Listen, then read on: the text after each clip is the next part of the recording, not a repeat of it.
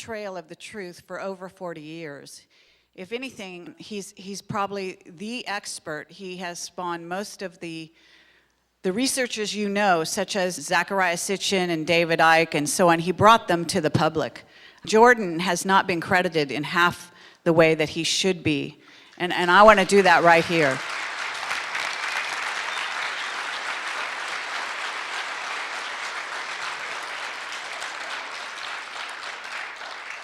And he's given some of our lead researchers some information, and they've never credited him. Okay, so you may think it comes from them and that they're so smart and brilliant. Believe me, they wouldn't be half the place they are today if it wasn't for Jordan Maxwell. And so we really want to honor him here today. And we're very proud to have him speak at a Project Camelot conference. Thank you. Thank you very much.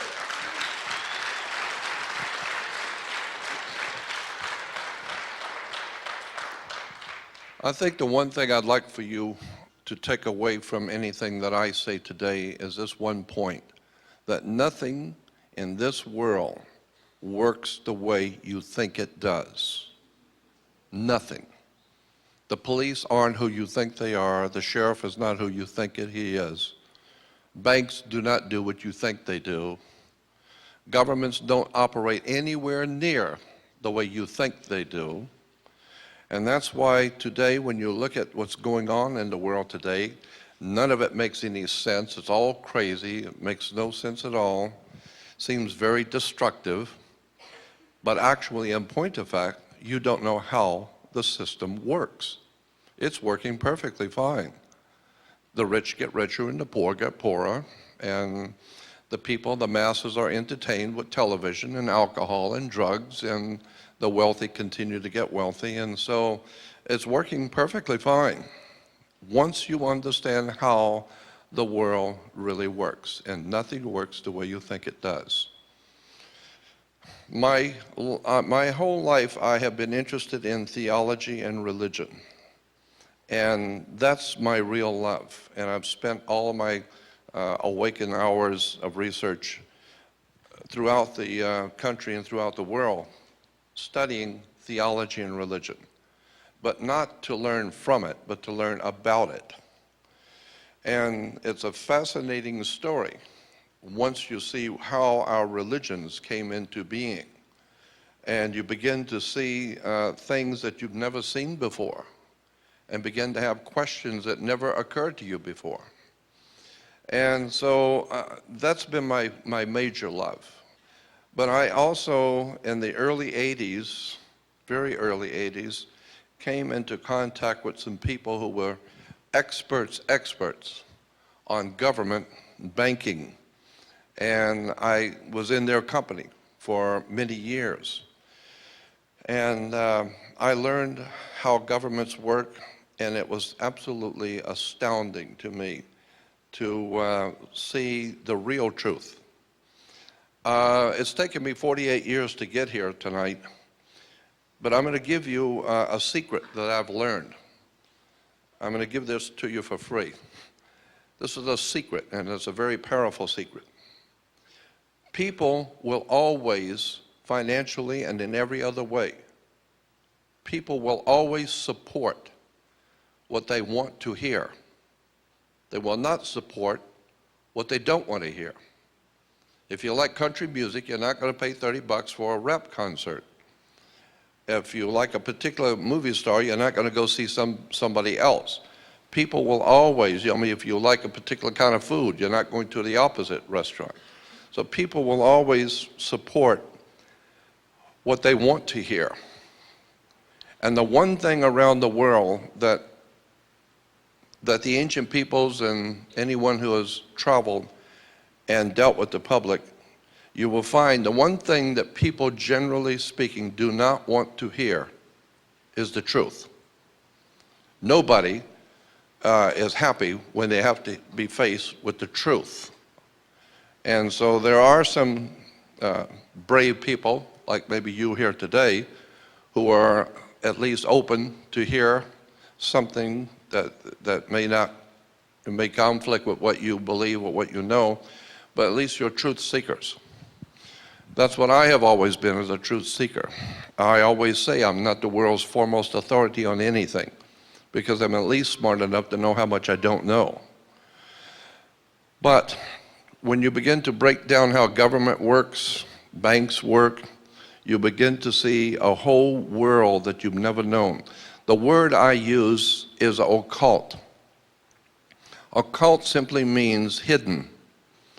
And this is exactly what is going on in the world today. Our governments, banks, institutions of education, etc., are operating on a totally occult or hidden basis. And so what we are told and given to understand is not the truth. Let me give you an example. How many people have heard me lecture or talk about the maritime system of commerce? Okay, so most people at least have heard about the subject. For those of you who haven't, I'll just give you some examples. When you go into court, why do you have to go to court? You play tennis on a court. You play basketball on a court. The whole idea in a court is to put the ball back in the other guy's court. So you have a team of lawyers, and they throw the ball back in the other guy's court, and that team throws the ball back in the other guy's court, and the judge is a referee. And he doesn't care who wins or loses. He's going to get paid anyway. So he wears a black robe. Black robes, most people never question, why do Catholic priests wear black robes? Kids that graduate from high school wear black robes. Judges wear black robes. Rabbis wear black robes, because black robes represent the planet Saturn. They are a symbol for the planet Saturn. Saturn was called by the ancient people Lord of the Rings, and Saturn is Lord of the Rings. This is why women were told in the ancient world to listen to their God, and the concept was they would wear an ear ring. Men were to get married before their gods. They would wear a wedding ring, because the old ancient god of the Middle East, one of the ancient gods of the Middle East, was the planet Saturn. Saturn was directly connected to Yahweh, the Hebrew God. And so this is why even today the Jews celebrate the worship of Saturn. Saturn in the old Phoenician language was called Shabbath. Look up in the Phoenician language, you will find that the planet Saturn was called Shabbath. And his worship, to honor him once a week, was called Sabbath. So when the Jews are having Sabbath, they're actually paying homage to their god Saturn, Lord of the Rings. And so when you start breaking down where religions have come from, theologies have come from, the six-pointed star, for instance, is called the Star of David. Actually, it's not the Star of David. All the encyclopedias and reference works will tell you that it's called the Star of Saturn. It is a hexagram. Hexagrams represented the planet Saturn. So, and then when you look at the Christian system of things, the church is a disgrace, in my opinion, period. The Christian church is a disgrace. Everything that comes out of the Christian church in America is a disgrace. It's filled with lies, deception, innuendos. It is a money-making corporation. It operates under maritime admiralty law. And there is a whole world of knowledge that Christians have not been given about the scriptures, about who wrote the Bible, where it came from. I have found that even Judaism is not a BC religion. It did not exist in the BC. So when we talk about ancient Jerusalem, there was no ancient Israel. Jerusalem, yes, but no ancient Israel. So when you think about and how preachers and religious leaders talk about ancient Israel this and ancient Israel that, in point of fact, Israel is not a BC religion. The whole concept of the Old Testament was developed right around the 9th, 10th, and 11th, and 12th century AD. So that the Old Testament is not an ancient record of an ancient people. There was no ancient Israel.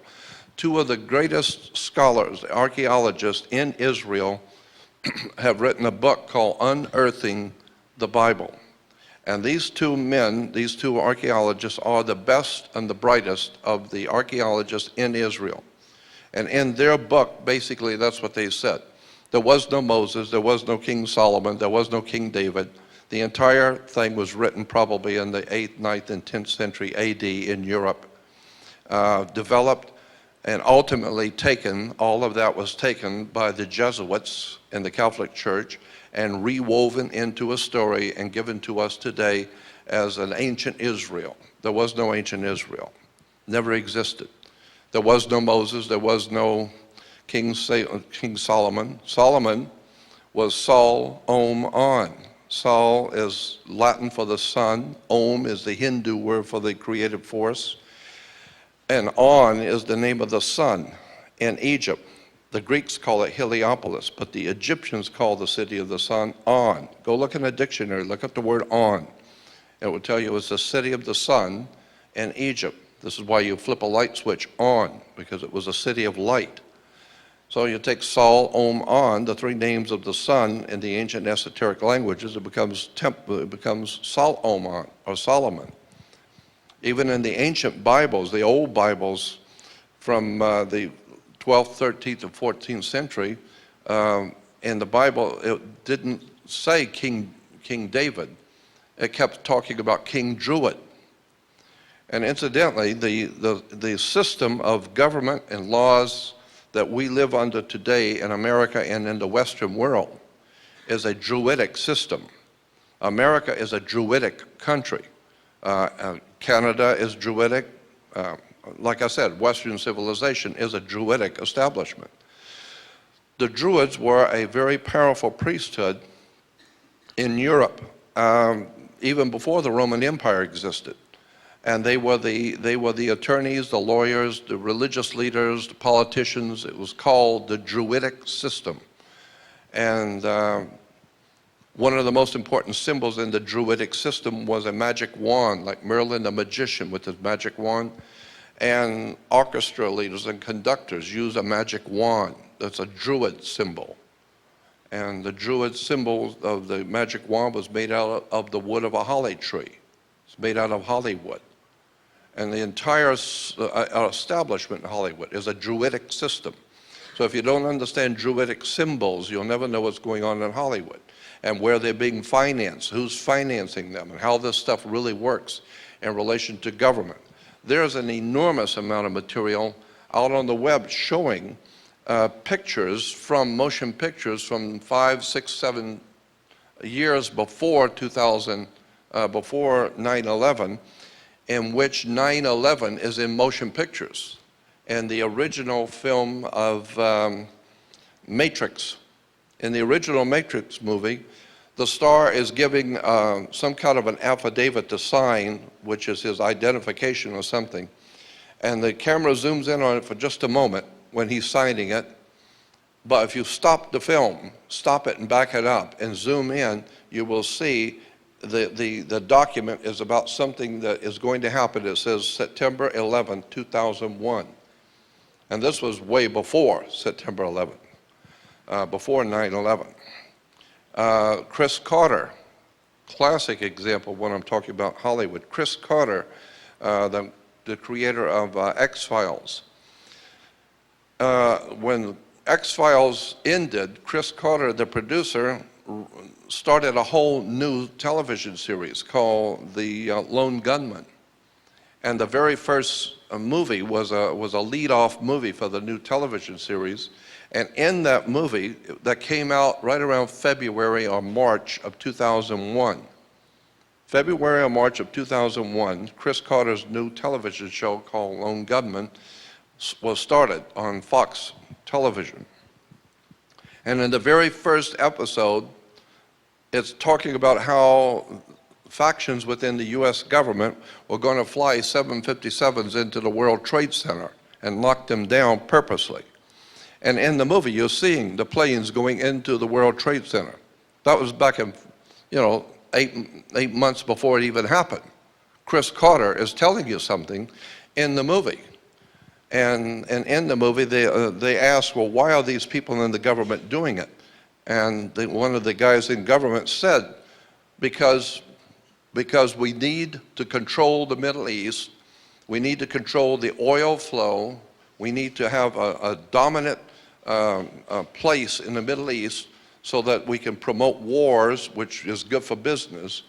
And, but that's in a movie, and it shows the planes going into the World Trade Center.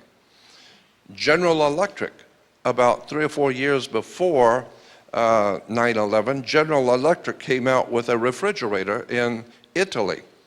And on the face of the refrigerator, painted, were 2 jets flying into the World Trade Center. Shows the World Trade Center and 2 big planes flying into them. And I have many, many pictures from Hollywood showing 9/11 jets flying into the World Trade Center. So all I'm saying is that Hollywood knows what's going on. And this whole thing is being orchestrated from behind the scenes to knock down the World Trade Center. I mean, and the day it happened, I became so depressed, I just dropped out of speaking. I no longer toured, I no longer did radio, I no longer talked to anyone, and I've been out of commission for many years because 9/11 just shut me down. As far as I was concerned, I was through with America. I'm through with all of it. Because in any country that can buy 3 high-rises falling down into dust and not ask any questions about that, I just gave up. I thought, you know,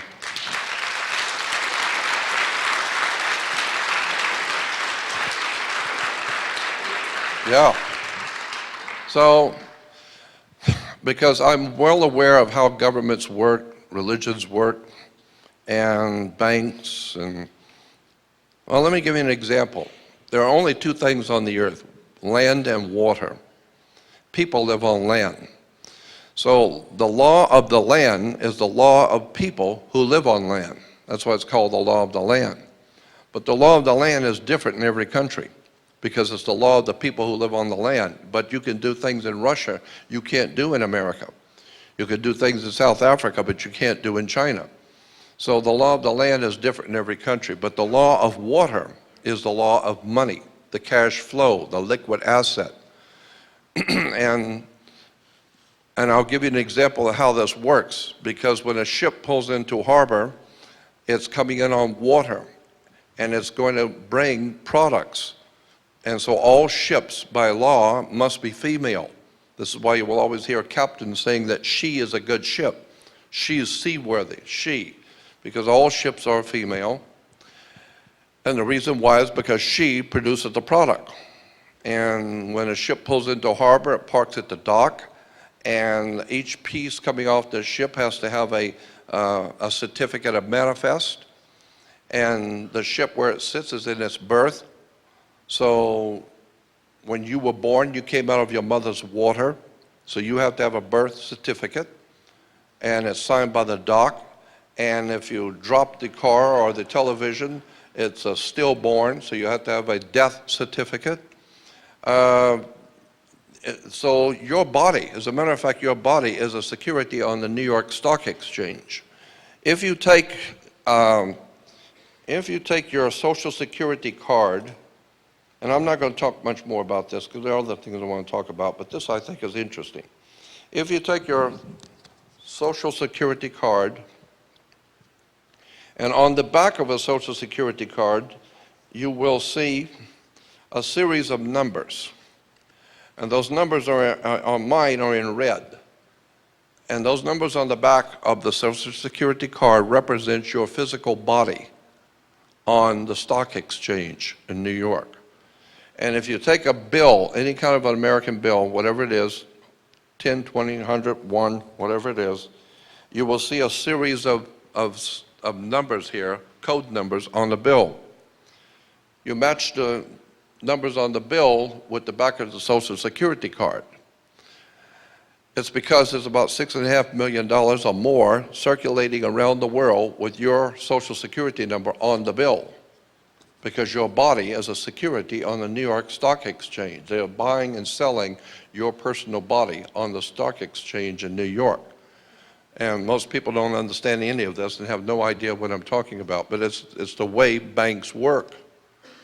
And so I have discovered also that banks and government are basically based on religion. Religion is at the bottom of all of this. This is why I have no respect. I have a respect, and a reasonable respect for law and order. I'm not so stupid as not to understand the need for red lights and the things which are required in law for people to live together. But I have no respect for religion, government, banking, and especially educational institutions, because I know who finances these organizations. I know where the money comes from. Our banks were given to us by the Knights Templars, the Masonic Lodge of Knights Templars in Europe. Our educational institutions, universities and colleges, were given to us by the Masonic Order coming out of Rome. This is why the square martyr board is a Catholic symbol. And Jews, how many Jews know that when you wear a yarmulke, that's not Jewish, it's Roman? That's why the Pope wears a yarmulke. That's why the cardinals wear the yarmulke. It's a Roman symbol, it's not Jewish. The Jews were told to wear the yarmulke to show subjection to Rome. And they got so used to using it, they think it's a Jewish symbol. It's not Jewish, it's Roman. And of course, there's another thing that bothers me too when it comes to religion. There is a world of difference between Jewish and being anti-Semitic and anti-Jewish. It doesn't mean the same thing at all. So when you hear someone use the term anti-Semitic, just remember that there's 4 kinds of Semitic: North, East, South, and West Semitic. And there are 13 different races of people in the world that are Semitic. They're Arabs of Semitic. So when you say someone's anti-Semitic, it means that they are against 13 races of people in the world, 13 nations. So when somebody says something about Jewish, it's anti-Jewish, not anti-Semitic. So it's just a small point, but it's big with me because people use terms and they use the wrong terms and don't understand what they're saying. Religion, government, educational institutions. I have found that so many people willingly, and as I said last night on this forum, so many people willingly bend themselves to what their masters want from them. What your masters want is for you to be in compliance, for you to think what they have told you to think. I've been behind the cameras in national television studios and watched network news people doing their job. And what most people do not realize is on the nightly news from the networks, when you see the newsman talking directly to you, he's talking right into the camera, giving you the news.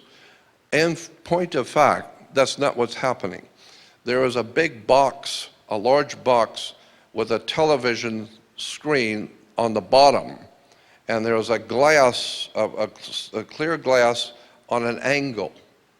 And the television, and there's a guy sitting off the side typing, or it's already typed, to telling the newsman what to say, word for word. And so the television screen is hitting this glass and is reflecting straight out so that the newsman can sit right there and look directly into the camera and read the news. And so he's just reading what somebody else wrote. And that guy wrote it because the boss told him what to write. And so the news is nothing more than what what somebody on higher up wants you to believe. So that's why I have no respect for the news. I don't watch television. I'm not interested in Hollywood or movies as such, but there is a lot of interesting stuff in movies. Government, again, I say, it's just my belief, I believe government boils down to the war between the Crips and the Bloods. But that's all it is. It's just one gang is superior to another gang. Unless, of course, that other gang gets a little more money and gets a little bit more vicious. Now they take over town, and so it's a war between gangs, because after all, when it's all boiled down, it boils down to one thing. We're all human, and humans, like Martin Luther King said, people are organizations. Martin Luther King said, organizations are a lot more naughtier than individuals. Individuals can be bad and corrupt, but when you get a whole bunch of individuals bad and corrupt, and they're wearing uniforms, and wearing badges, now you've got a gang. And the police department even have said that. You know, they tell me things like that. Yeah, we're the biggest gang in town. We're legal. We can do whatever we want. So I understood a long time ago that government is simply gang warfare. Who's going to run this town? Well, what family in the mob is going to run this area of the town? So that's why I have no respect for government, banking, or any of the rest of it. I could go on about so many different things that I'm interested in. Again, like I said, religion is a big thing with me. I believe that in the New Testament, the story about Jesus in the New Testament, it's just my opinion, but I believe that that story is a encoded message. It's a metaphor. It does not represent history as such, but it is a very powerful encoded story. And if you understand the symbols and the words that are used in the New Testament in the story of Jesus, and understand that the entire story is a metaphor, you read between the lines and begin to see that there's symbols and ideas are being expressed, and you didn't even see it. A classic example is, why did Judas go out and kiss Jesus? Just an example. In the Bible, we're told that Judas went out and kissed Jesus. And Christians will tell you, well, the reason why he did that was to identify him so that he could be arrested. No. Logic alone would tell you that's incorrect, because Jesus would not have been living in the south side of Chicago or on the north end of New York. You know, he would have been living in a little Mickey Mouse little village, and probably 300 people there at most, 15 minutes to 20 minutes to walk across the whole town. And, you know, so how could he be hiding? Who would be so stupid as not to know who he is? He's sitting out there in the garden with his followers. So what do you need to go out and kiss him for, to identify? Well, that's not what the Bible says. It doesn't say he went out to identify. It says Judas went out and kissed Jesus to betray him, not identify. This is why the mafia, when you're going to be killed, they give you the kiss of death. Because in the ancient world, in the Middle East, when a scorpion bites you, it leaves 2 cuts on your skin, and those 2 cuts look just like human lips. So the ancient people said, you've been given the kiss of death. And this is why when the mob's going to whack you, they give you the kiss of death, right? It's because of the scorpion is a backbiter. Jesus represents in the story a symbol. It's a metaphor. And Jesus is a metaphor for the sun. And so boiling it down, Christianity is sun worship based on astrology. Because nobody owns the sun. Africans don't own it. And we don't own the sun. So obviously the sun belongs to God. So it's God's sun. And he's the light of the world. Of course the sun's the light of the world. What else lights the world if it's not the sun? And he has 12 helpers. Of course, the 12 signs of the zodiac, the 12 months of the year. He is our risen Savior. Of course, it rises every morning about 5:30. And the sun is your Savior. If it don't come up, we're dead. So once you start breaking down the symbols in the New Testament, you begin to see that Christianity is basically astrology and sun worship. But it has been so well hidden and so cleverly disguised. And once you start breaking it down and reading the whole story, it becomes overwhelmingly obvious this is what we're talking about. He has a virgin birth. He's born of a virgin, of course. Virgin birth because one of the constellations of the zodiac is Virgo, Virgo the Virgin. Let me give you an example of how this works. On the first day of summer, the very first day of summer, the sun is as high in the northern hemisphere as it's going to go. It doesn't go any further north. The first day of summer, the sun is as high in the northern hemisphere, and it begins to work its way south. And each day it moves 1 degree. And as it moves 1 degree each day, 90 days later, or 90 degrees later, it's halfway down. So now we say that the sun was the Lion King in summer. The Lion King because the sun was in the constellation of Leo, the Lion King from Disney. But then as the sun moves southward, it finally hits Scorpio. So God's son was really hot. He was the Lion King, but now he's falling. So now we call it fall because he's falling, and he's falling south. So it moves into fall in Scorpio. This is why Judas gives Jesus the kiss of death, because Judas represents Scorpio. And Scorpio gives the God's son, the light of the world, the kiss of death. And now he's going to die in Capricorn. He's going to die and go all the way down. But what's interesting about this is that the sun goes all the way down south until it hits what is called the winter solstice. And that's on December 22nd, the sun hits the lowest point on the sky in the south on December 22nd. It's called the winter solstice, the beginning of winter. And for 3 days, the United States Navy will show and explain it to you that the sun comes up for 3 days, 22nd, 23rd, and 24th, on the same degree. It doesn't go any further south, and it doesn't come back north. But on the same degree that it was on December 22nd, the sun rises the next 2 days, 23rd and 24th, on the same degree. So the ancient people said that the sun was alive. He was the lion of the tribe of Judah, Leo. He got the kiss of death from Scorpio, and now he is 3 days, he's not moving at all. So therefore he's in his tomb for 3 days. Then on the 25th of December, the sun moves 1 degree northward. And you can calculate that as the Navy does. You can calculate, it's very slight, but if you got the right instruments, you can see the sun move 1 degree northward. Therefore, it came back to life. So now we celebrate God's son being born again. He's born again. When? On December 25th. So we celebrate Christmas, or Christ's Mass. But as the sun moves back toward the northern hemisphere, it crosses over the equator at spring. Because he was dead in winter, now he's springing back to life. So as he comes back to life and crosses over the equator, there was a celebration called the Passover, because the sun has passed over the equator, coming back to the northern hemisphere.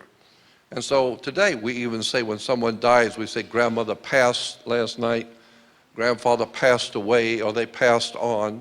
But always past was associated with death. So God's son has passed over the equator. So once a year, around the world, the Jews celebrate the Passover, which is nothing more than the sun passing over the equator. And Christians, of course, cannot do that because that's Jewish, and they wouldn't want to have anything to do with the Jewish celebration. So Christians have a totally different celebration. They call it the resurrection of God's son. And so they go out on the Passover and go out and have something called the Easter sunrise service. So you actually have Christians going out and waiting for the sun to come up for something called a sunrise service. I mean, what is that all about? Christians are worshiping the sun, and then when you start looking at how the word S-O-N and S-U-N are interchangeable in Christianity, and God knows there's a lot of information on that, so that basically you boil down Christianity is sun worship, astrology. Old Testament is astrology, sun worship. Yahweh, as I said, was associated with the sun and the planet Saturn. Let me give you another example about the ancient religions of the world. Moses was a lunar deity. Moses was a leader of the moon cult. This is why in all the paintings and sculpturings in Europe, you will always see Moses wearing horns. You ever seen that? Moses wearing horns. It's in the Vatican. It's in all the museums of the world. Why is Moses always pictured with horns? Because Moses was a leader of a lunar cult, the moon worshipers. So at one time, the Jews were worshipers on the moon, and that time, a period of time, we call the period of Moses. This is why, and why? It's because the Native Americans, their chiefs wear horns. The Vikings wore horns. because all of these cultures, Native Americans, Vikings, and the ancient people of the Middle East, worshiped the moon. The moon, of course, in the lower quarter was the horns, and this is why they wore horns. In Arabia, there's a high mountain range in Arabia, and at night, from the Egyptian side, the moon comes up in the east, and it comes up from a mountain range. And so the ancient peoples believed that the moon was a god, and it lived in the mountain. And there are religious celebrations of the old man of the mountain, the moon god. And in the ancient Arabic system, the moon god was called Sin, S-I-N. That was his name. The moon god of Arabia was Sin. And a mountain in the ancient language was spelled Ai. So you take the mountain Ai with the god who lived in the mountain, the moon god, Sin, and put it together, it becomes Sinai. So you get Moses goes up into Sinai. No, it's Sin Ai, the mountain of the moon god. And this is why Jews have their celebration after sundown, because that's when the moon comes out. They don't have the celebration during the day because that's when the sun's out. So that's the time for Christians to celebrate God's son. The Jews are worshiping the moon god, Sin. So I don't intend to, I'm not trying to offend anyone, but I'm just trying to tell you where religions come from. Religions have been given to us by the same people who gave us our government, our banks, our educational institutions, our whole entire ruddy system in Western civilization is based on religion, politics, sex, drugs, and rock and roll. It's just business. It's just money. It's just to control the people. And if you think it's crazy when I say sex, you have no idea in the world how sex plays a part in everything. The very fact that a man wears a black robe, that's a feminine dress. And God, there's so much you could talk about with the subject of sex in religion. I mean, the whole thing is based on sex. The cross is a sexual symbol. Even in Egypt, the Egyptian obelisk is like the Washington Monument, for instance. The Washington Monument is an Egyptian obelisk. An obelisk represented a male phallic in the erection. And the male phallic is connected to the female ovaries. It's called the Oval Office, right? And the water strip is her water. And so when her water breaks, the male phallic connects to the female ovaries, the Oval Office. Sexual symbols everywhere. A six-pointed star of Saturn. So the point I'm making is that our institutions around the world, especially in Western civilization, are based on symbolism, lies, deception, manipulation of our thinking, and somewhere along the line, if you're really looking for truth, and most people aren't, like that movie when who was it? Tom. Yeah, in the movie anyway, the kid says he wants the truth, and the other guy said, you can't handle the truth. Yeah. I believe that's exactly right. I don't think that the world of mankind can handle the real truth about how the world really works. You know, I said last night that I believe that democracy is the very worst possible form of government on the earth. I don't think you can get a worse government than democracy. And the reason I'm saying that, I can clarify it now. First of all, demos in Greek is a mob. That's why a mob is out in the street with plaques and ranting and raving. We call it a demonstration. A demonstration is a mob of people. And so democracy is the rule. So the rule of the mob is democracy. True democracy is 45 whites hanging one black. That's democracy. We all voted, and one guy's got to die. We all voted. It's democracy. No, America was founded as a constitutional republic. A constitutional republic means There is a set rule of laws that everyone abides by, and it was set up in such a way as to protect this person, the individual, from the mob. Because, and down south where I come from, the Ku Klux Klan, they can pick out anybody they want, and there's 45 of them, and they take you out and hang you. And who's going to say anything? It was a democracy. We all voted, and therefore it must be legal. No. America was set up as a constitutional republic, which means the Constitution was a law, and everyone, no matter who is in the country, had to abide by the law, and it protected you as an individual. The biggest problem with a democracy is very simple if you just think about it. Democracy means mob rule. It doesn't matter what the law says, and incidentally, I want to throw this out to you. We hear all the time that America is a land of laws. We are a country based on law. In point of fact, that is not true. In point of fact, it is just the opposite. America is the most lawless country on the earth, period. There is no law in America. Think about that, what I just told you. There is no law in America. What we have here is whatever the judge says it is. And whatever the judge says it is, that's what the law is. If you go to a different court and the different judge of the same identical information, facts and figures, will maybe give a different verdict. Well, that's what the law is. That's the law. No, it's not the law. It's what that guy said. I learned all of this when I was in traveling around, going to the different churches and different cults. Jehovah's Witnesses are a classic example. I could use the Mormons as a classic example. I could use any of these churches as a classic example of what I'm talking about.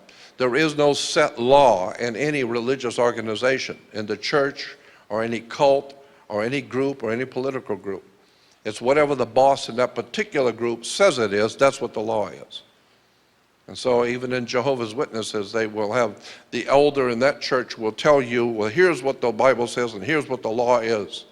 Now, if you go to a different one, and he was like, no, that guy's full of bull. Here's what the real thing, and here's the real, and then you understand it doesn't matter where you go in any Mormon church, any Seventh-day Adventist church, any Christadelphian, any Worldwide Church of God, any cult, any rabbi, any synagogue, it doesn't matter. Whoever is in charge of that one particular church where you are, that's the law. And that's exactly what's going on in America. It doesn't matter what the actual law books say. You cannot go into a court in this country and win on the basis of facts. That is the facts of life. You cannot win in a court in America on the basis of facts, period.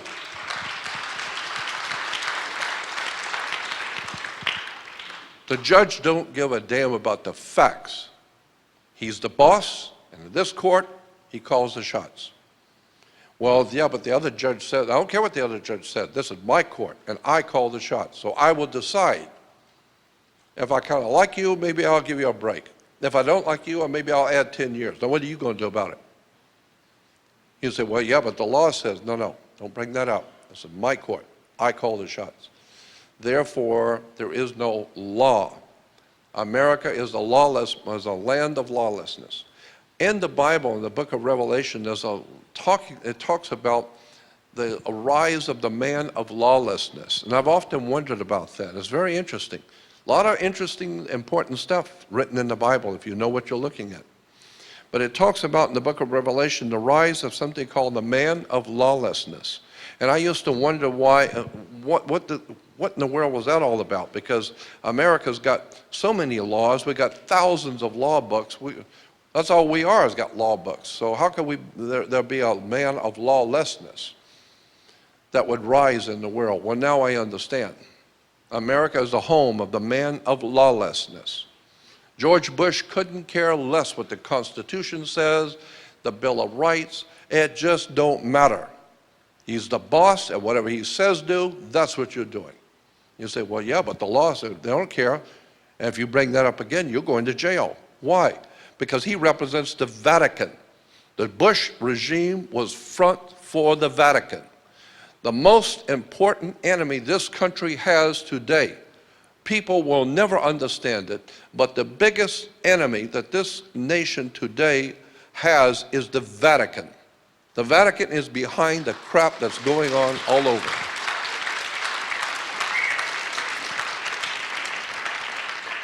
What do you think the founding fathers, whatever we call them, the founding fathers, where did they come from? The people who founded this country, they came from Europe. Well, for 2,500 years, Rome, under the Caesars of Rome, and then after the fall of the Caesars in the 4th century, and with the coming of the Vatican in the 5th century, all of Europe has been dominated for over 2,500 years by Rome. And Europe has dominated the world for 2,500 years. So I'm saying that if you want to find out who the real enemy of this country is, you better start looking at the Holy Father. And you better start finding out the connection between the Vatican and the Nazi Party of Adolf Hitler. Thank you, Jordan. I'm sorry, we have very limited time, so we have to let David Wilcock come on stage now. And I'm just getting warmed up. I know you are, and God bless you.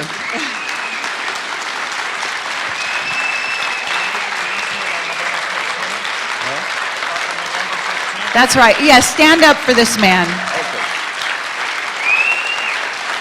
Thank you.